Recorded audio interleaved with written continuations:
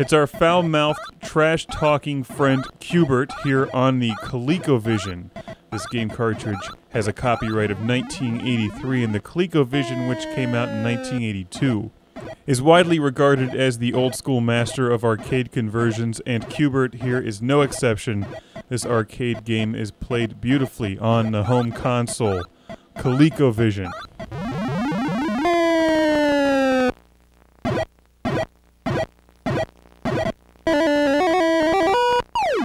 In fact, the game looks and sounds good enough that you could tell people this is on the NES or the Sega Genesis and they wouldn't even second guess you. The more time I spend with the ColecoVision, the more impressed I am with the game console.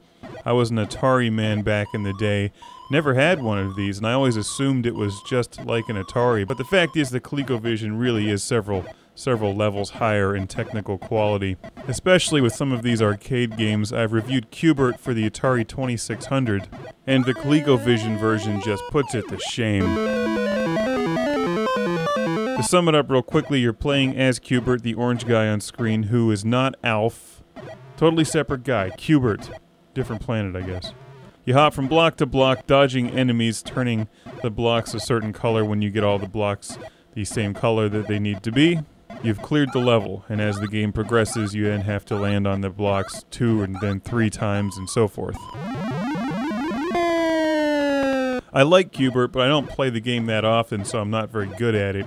And in recording the footage for this review on the ColecoVision, I finally answered one of my big questions I had back with my Defender review on the ColecoVision, which is, can I use another controller to play ColecoVision games, because I can't stand the ColecoVision controller, which I've reviewed that controller in a different review. And it's not terrible for QBert, but this game plays a whole lot better with the Atari 7800 European controller, which you may have seen in some of my other reviews. The ColecoVision and the Atari 2600 share the same controller plugs.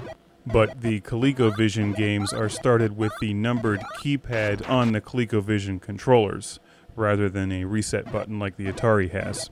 I selected game variation number 1 on the ColecoVision keypad in controller port number 2. And the game started up, then I played it with the Atari controller and a D-pad, which played wonderfully.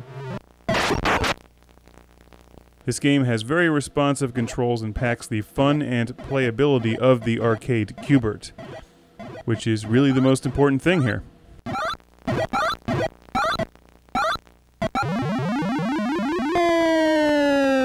It's just astounding that the ColecoVision game system came out in 1982 and was practically dead 2 years later.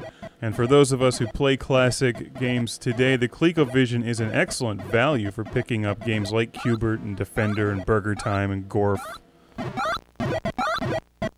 They don't cost that much, and they're just tremendous versions of these arcade classics. And you can also get the cool ColecoVision roller controller. Love that thing.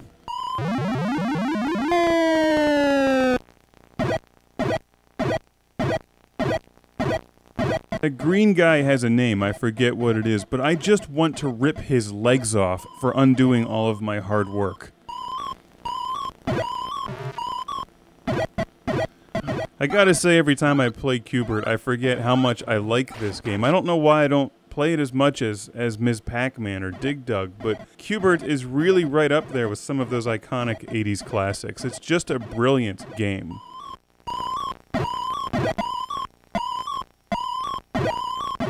And get a respectable presentation here on the ColecoVision, where Q stands for quality.